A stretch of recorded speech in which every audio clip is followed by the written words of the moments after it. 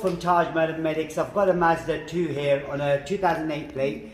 Just replacing the position lamp, which is also known as a side light bulb, parking lamp and position lamp. The bulb you need is a 501 bulb, which can be found in the link below or at the end of the video. And the one that we're replacing is this one here. As you can see, that there is not working. And the one on the passenger side, which is that one there, is working. The procedure for it is very simple and very easy to do if you can do it yourself.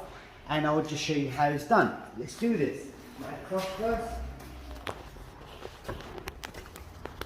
Now, the bulb is right on the inside, which is right there. This is the one that we need to pull out and then replace the bulb inside. So you twist it to your left and then take it out.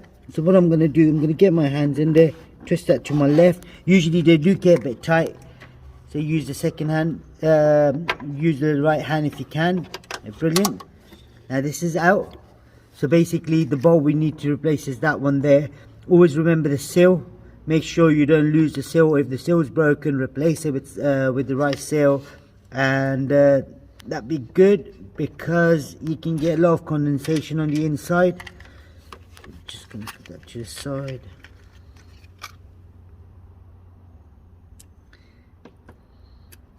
So the new bulb's in there now.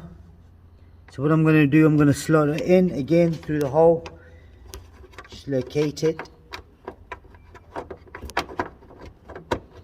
Once I've located it, like you see, it's all in there now. That's all it is. So what we're going to do now is check the bulb, make sure the bulb is working. And you can see that there is working, as well as that one.